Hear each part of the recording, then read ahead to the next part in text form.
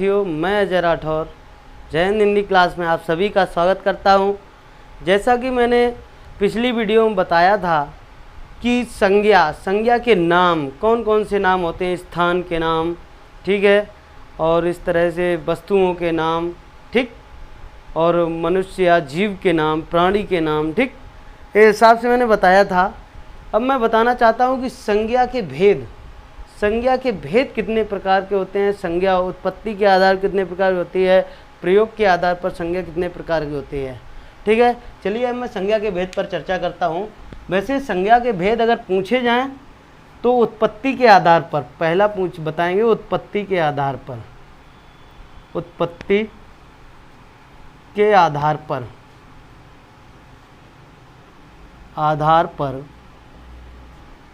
संज्ञा के भेद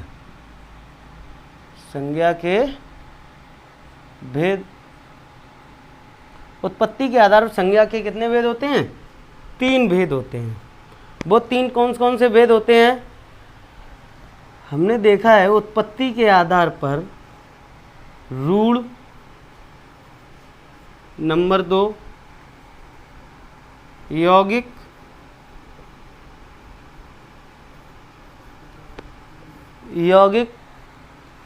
नंबर 3 योग रूढ़।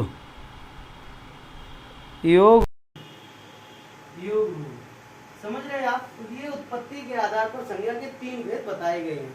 जैसे रूढ़ शब्द कौन से होते हैं? जिनको तोड़ने पर कोई अर्थ नहीं निकलता है, वो रूढ़ शब्द कहलाते हैं। जैसे अगर हम कहें जल को अगर तोड़ेंगे, जाओ ला, 2 अक्षरों में विभक्त हो जाएगा जिसका कोई अर्थ नहीं होगा, यानी कि अर्थ का अनर्थ हो जाएगा। इससे ये पता तब भी चल रहा है ये जल यानी कि पानी, ठीक है। अगर हम कहें यहाँ पे जलधारा,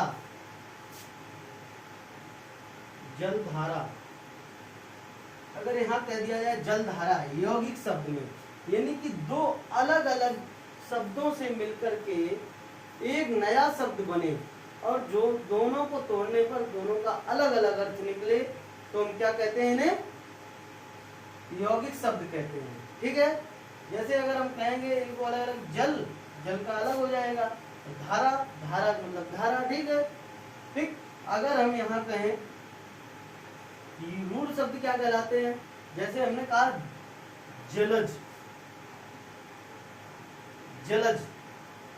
जलज को अगर तोड़ेंगे तो जलज में तो बहुत सारे जल में जन्म लेने वाले हैं, मछलियां भी हैं, अन्य वनस्पतियां भी हैं, ठीक है।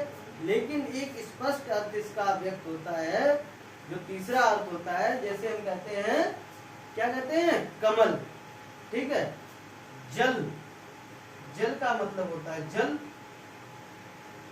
पानी, जा माने होता है जन्म लेने वाला, ठीक है। पानी में जो जन्म ले वो क्या कहलाएगा?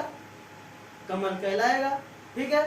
जो जलज स्पष्ट रूप से तीसरा अर्थ प्रकट होता है, ठीक है, जिससे तो वो क्या कहलाता है? जलज कहलाता है, ठीक है। तो ये क्या हो जाएगा? जिससे तीसरा अर्थ निकले योग रूढ़ कहलाता है, ठीक है।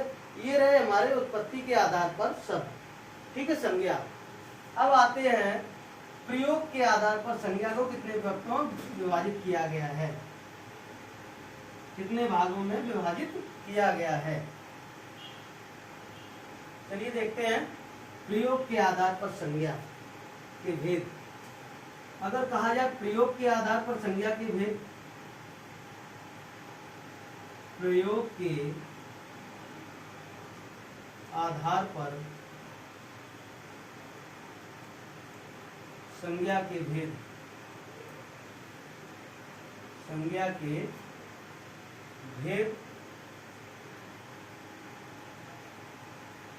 ठीक है।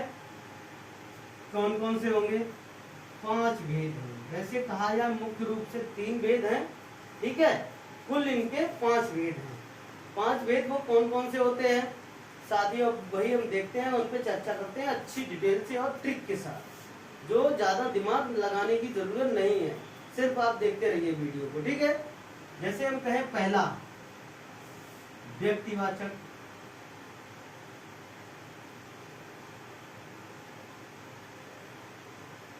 ठीक। नंबर 2 जातिवाचक,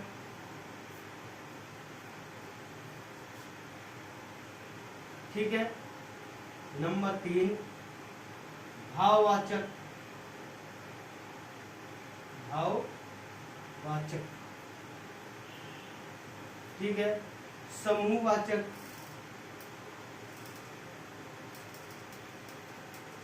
समूहवाचक, और उसके बाद में समूहवाचक के बाद में क्या कहते हैं हम इसे, द्रव्यवाचक, द्रव्य या पदार्थवाचक, ठीक है। द्रव्य या पदार्थवाचक। अब आपको एक बार में सिर्फ छोटा सा एक नाम लिखेंगे जिसे अच्छी तरह से हर एक जगह से निकाल करके और पांचों भेदों को हम स्पष्ट रूप से बता देंगे, ठीक है। जैसे मैंने लिखा अनुप्रियम, अनुप्रियम, ठीक है। मान लीजिए एक लड़की है, ठीक है, इसको मैंने इस तरह से गोले में बंद कर दिया, ठीक है। अगर मैंने इसका नाम लिया, इसका नाम के हिसाब से जानेंगे, नाम अगर लिया तो क्या हो गया, व्यक्ति।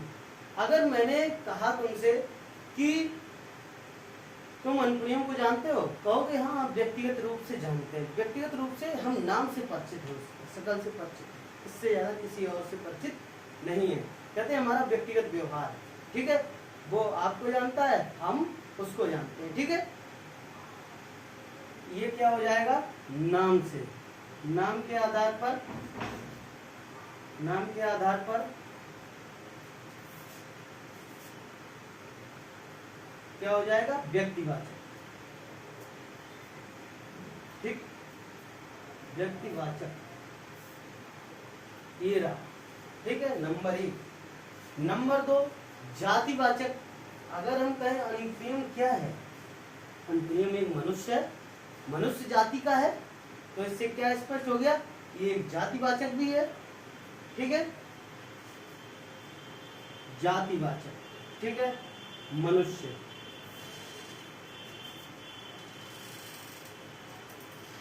जातिवाचक,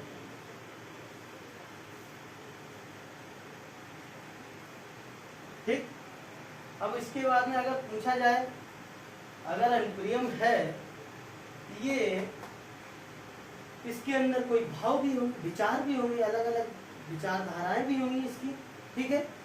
ये क्या करेगी, ठीक है, ये किस तरह से अपने आप को सोचती है, अपने विचारों को प्रकट करती है, ठीक है। इसके अंदर भाव भी होगा, ठीक है, भाव भी होगा,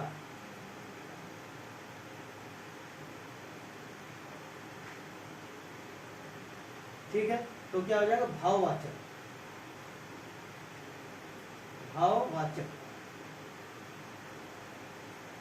ये रहे, ठीक है। 3 हो गए, अब बचे 2। अगर पूछ लिया जाए समूहवाचक कैसे होगा, हमने देखा कि किसी भी, अगर ये अनुप्रियम लड़की है, ठीक, तो इसका शरीर 206 हड्डियों से मिलकर के बना होगा, ठीक है। हड्डियों का समूह होगा एक, ठीक है, इसके अंदर। तो हम क्या कहेंगे इसे, समूहवाचक, 206 हड्डियों का समूह,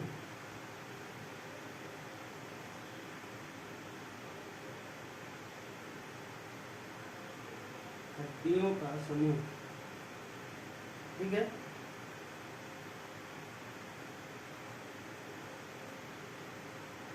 का समूह,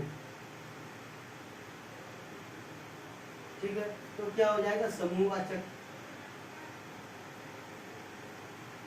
समूहवाचक, ठीक। फिर उसके बाद में आते हैं द्रव्यवाचक। इसका कोई वजन भी होगा, ठीक है। वजन के आधार पर, वजन या भार, यानी कि जो इसमें मिनरल्स भी होंगे इसकी बॉडी में, ठीक है, कैल्शियम भी होगा, ठीक है, ठीक, उसका भी वेट होगा, ठीक है, पानी भी होगा, ठीक, जिसे जल कहते हैं, ठीक है, भार के आधार पर। तो इसे क्या कहेंगे? द्रव्यवाचक। द्रव्यवाचक, ठीक। इस तरह से ये रहे, स्पष्ट रूप से समझ में आएंगे। मैंने क्या कहा था? अनप्रियम कोई लड़की है, इसका नाम है अनप्रियम, नाम के आधार पर व्यक्तिवाचक, ठीक है। अगर कहा जाए यह एक मनुष्य जाति का है, जातिवाचक। ये इसके अंदर भाव भी होंगे, भाववाचक, ठीक है। इसका हड्डियों का कलेक्शन 206 हड्डियों का है। समूहवाचक, समूह से इकट्ठे 206 हड्डियों का समूह इसके अंदर होगा, ठीक है। अब वजन होगा इसका, यानी कि भार भी होगा, तो इसे कहेंगे द्रव्यवाचक, ठीक है। इस तरह से ये रहे, ठीक है। अगर हम एक एक करके चर्चा करेंगे तो इस तरह से मैं अगली वीडियो में लेकर के आऊंगा। तब तक के लिए जय हिंद, जय भारत।